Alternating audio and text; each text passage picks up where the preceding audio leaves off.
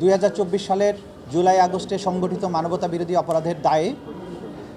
তদানীন্তন প্রধানমন্ত্রী শেখ হাসিনা, তদানীন্তন স্বরাষ্ট্রমন্ত্রী আসাদুজ্জামান খান কামাল,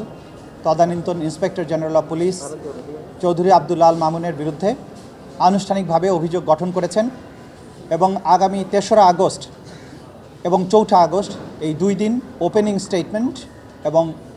সাক্ষীর পরীক্ষার জন্য দিন ধার্য করেছেন, অর্থাৎ ওই দিন সাক্ষ্য শুরু হবে। আজকে 5টি অভিযোগে এই আসামি ত্রয়ের বিরুদ্ধে অভিযোগ গঠন করা হয়েছে। চার্জ নাম্বার 1 হচ্ছে তদানীন্তন প্রধানমন্ত্রী শেখ হাসিনা 2024 সালের 14 জুলাই গণভবনে একটা সংবাদ সম্মেলনে আন্দোলনরত ছাত্রছাত্রীদেরকে রাজাকার এবং রাজাকারের বাচ্চা বলে তাদের বিরুদ্ধে তাদেরকে নির্মূল করার জন্য যে উস্কানিমূলক বক্তব্য দিয়েছিলেন, তারই ধারাবাহিকতায় গোটা বাংলাদেশ জুড়ে নিরস্ত্র নিরীহ প্রতিবাদকারী ছাত্র জনতা, যে সিভিলিয়ান ছাত্র জনতা, তাদের উপরে যে আক্রমণ শুরু হয়, সেই আক্রমণের ধারাবাহিকতায় বাংলাদেশে প্রায় 1,500 ছাত্র জনতাকে হত্যা করা হয়। বান্ডেল থাকলে প্রতি সেনমানিতে টাকা বাঁচবে। বিকাশ সেনমানি বান্ডেল কিনে জিতুন প্রতি লেনদেনে। প্রায় 25,000 ছাত্র জনতাকে আহত করা হয়, যাদের মধ্যে অনেকে অন্ধত্ব চিরস্থায়ীভাবে অন্ধত্ব বরণ করেছেন, অনেকে চিরস্থায়ীভাবে অঙ্গহানির শিকার হয়েছেন এবং এছাড়াও বিভিন্ন অমানবিক ঘটনার মাধ্যমে এই মানুষদের উপরে অত্যাচার করা হয়েছে, ইনহিউম্যান অ্যাক্টস করা হয়েছে। সেই তার যে ইনসাইটমেন্ট উস্কানিমূলক বক্তব্যের দায়ে এবং সেই বক্তব্যের প্রেক্ষিতে সারা দেশব্যাপী হোম মিনিস্টার আসাদুজ্জামান খান কামাল এবং আইজিপি চৌধুরী আব্দুল আল মামুনের নেতৃত্বে সারা দেশে সিভিলিয়ান ছাত্র জনতার উপরে যে আক্রমণ পরিচালনা করা হয়, সেই অভিযোগে প্রথম চার্জটি গঠন করা হয়েছে। দ্বিতীয় চার্জটা ছিল গণভবন থেকে শেখ হাসিনা 14 জুলাই তারিখে ঢাকা বিশ্ববিদ্যালয়ের তদানীন্তন ভিসি মাকসুদ কামালের সাথে একটা কথোপকথন এবং 18 জুলাই তারিখে তার ভাতিজা ফজলে নূর তাপসের সাথে আরেকটি টেলিফোন কনভারসেশনে, যেখানে তিনি স্পষ্টভাবে উল্লেখ করেছেন তিনি আইনশৃঙ্খলা রক্ষাকারী বাহিনী এবং সংশ্লিষ্ট বাহিনীগুলোকে সুস্পষ্টভাবে নির্দেশ দিয়েছেন আন্দোলনরত ছাত্র জনতাকে হত্যা করার জন্য, নির্মূল করার জন্য লেথাল ওয়েপন বা মারণাস্ত্র ব্যবহার করে তাদের হত্যা করা এবং নির্মূল করার জন্য, এবং একই সাথে হেলিকপ্টার এবং ড্রোন ব্যবহারের মাধ্যমে দেখামাত্র গুলি করে, যেখানে দেখা যাবে সেখানেই গুলি করে যে হত্যার নির্দেশ দিয়েছেন, সেই নির্দেশের কথা তিনি 2টো টেলিফোন কনভারসেশনে উল্লেখ করেছেন এবং তাদেরকে আশ্বস্ত করেছেন আমি এই নির্দেশ দিয়েছি, সুতরাং এই বিক্ষোভ নির্মূল হয়ে যাবে, দমন হয়ে যাবে। তার এই অর্ডার স্বরাষ্ট্রমন্ত্রী আসাদুজ্জামান খান কামাল এবং আইজিপি চৌধুরী আব্দুল আল মামুনের মাধ্যমে সমস্ত বাহিনীগুলোর কাছে কনভে করা হয়েছে। আওয়ামী লীগের কাছে কনভে করা হয়েছে, ছাত্রলীগ যুবলীগের কাছে কনভে করা হয়েছে এবং সেই নির্দেশের আলোকেই দেশব্যাপী জুলাই এবং আগস্টে 1,500 ছাত্র জনতাকে হত্যা করা হয়েছে, 25,000 মানুষকে আহত করা হয়েছে, যাদের মধ্যে চিরস্থায়ীভাবে অন্ধত্ব বরণ, চিরস্থায়ীভাবে অঙ্গহানি সহ নানান ধরনের মানবতা বিরোধী অপরাধ সংগঠন করার দায়ে তাদের বিরুদ্ধে সুপিরিয়র কমান্ড রেসপন্সিবিলিটির আওতায় অভিযোগ গঠন করা হয়েছে। তৃতীয় চার্জটি ছিল 16 জুলাই রংপুরে আবু সাইদকে হত্যা, মোটা দাগে এটা বলা যায়,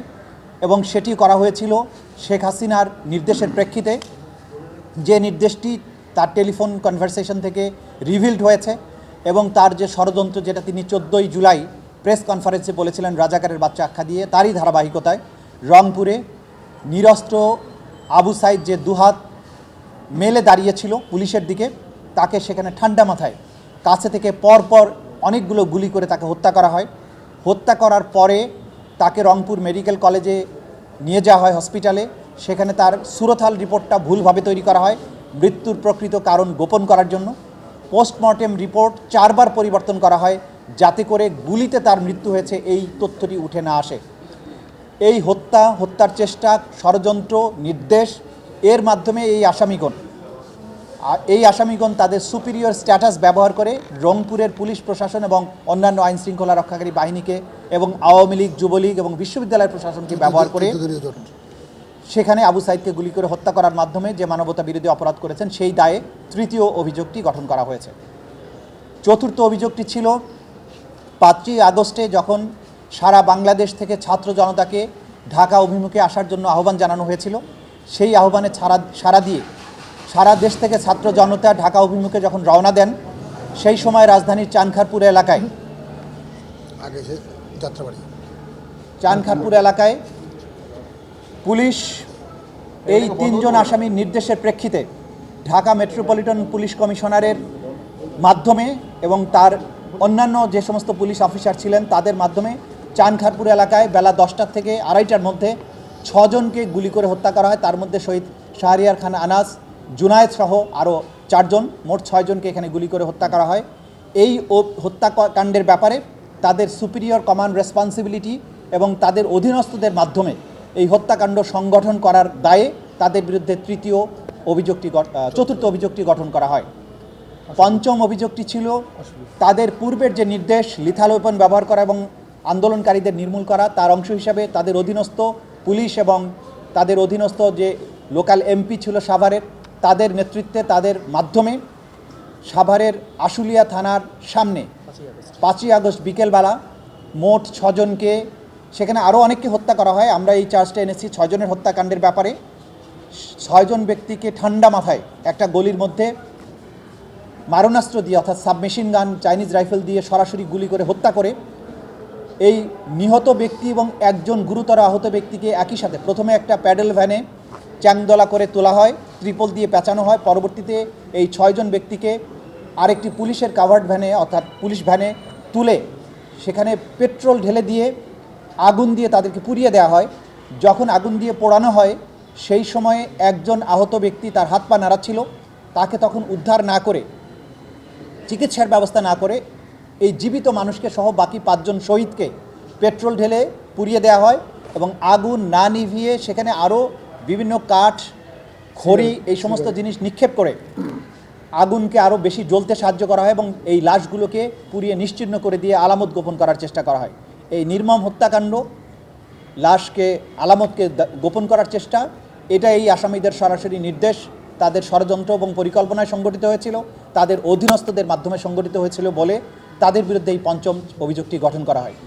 এই 5টি অভিযোগ পড়ে শোনানো হয়। যেহেতু একজন আসামি এখানে আদালতে উপস্থিত ছিলেন, চৌধুরী আব্দুল আল মামুন, বাকি 2 জন আসামি পলাতক আছেন। পলাতক থাকায় তাদের বিরুদ্ধে আইনি প্রক্রিয়ায় নোটিশ জারি করা হয় এবং তারপরেও তারা উপস্থিত না হওয়াতে তাদের বিরুদ্ধে পত্রিকাতে বিজ্ঞপ্তি দিয়ে তাদেরকে হাজির হওয়ার জন্য নির্দেশ দেওয়া হয়। তারপরেও তারা আদালতে উপস্থিত হননি। এরপরেও আসামি শেখ হাসিনাকে আদালতে উপস্থিত করানোর ব্যাপারে রাষ্ট্রের পক্ষ থেকে তিনি যে দেশে পালিয়ে আছেন সেই দেশের সাথে সম্পাদিত এক্সট্রাডিশন চুক্তির আওতায় তাকে বাংলাদেশে ফেরত এনে বিচারের মুখোমুখি করার চেষ্টা রাষ্ট্র করেছে, কিন্তু সেই আহ্বানে চুক্তির অপরপক্ষ ভারত সাড়া না দেয় তাকে উপস্থিত করানো সম্ভব হয়নি। অপর আসামিও আসাদুজ্জামান খান কামাল, তিনি পলাতক আছেন, তিনিও আদালতে উপস্থিত হননি, তার বিরুদ্ধে নোটিশ জারি হওয়া সত্ত্বেও। তৃতীয় আসামি চৌধুরী আব্দুল আল মামুন সাহেব গ্রেপ্তার হয়ে আদালতে উপস্থিত ছিলেন। তাকে যখন অভিযোগ পড়ে শোনানো হয় এবং আদালত তাকে জিজ্ঞাসা করেন তিনি তাকে যে অভিযুক্ত করা আছে সেই ব্যাপারে তার বক্তব্য কী, তিনি তার দোষ স্বীকার করেছেন এবং তিনি বলেছেন তিনি একজন সাক্ষী হিসাবে এই যে ঘটনাটি মানবতা বিরোধী অপরাধ 2024-এর জুলাই আগস্টে হয়েছিল, সেই অপরাধের সমস্ত কিছু যেহেতু তার জানবার কথা, তিনি সমস্ত তথ্য আদালতকে উদ্ঘাটনের ব্যাপারে সহায়তার মাধ্যমে তিনি অ্যাপ্রুভার হতে চেয়েছেন এবং সেই প্রার্থনাও আদালত মঞ্জুর করেছেন। সুতরাং তিনি পরবর্তীতে এই আদালতের সুবিধাজনক সময়ে তার বক্তব্য উপস্থাপনের মাধ্যমে আদালতকে প্রকৃত ঘটনা এবং অপরাধ কারা, তাদের মাধ্যমে কিভাবে সংগঠিত হয়েছিল সেই তথ্য উদ্ঘাটনে সাহায্য করবেন।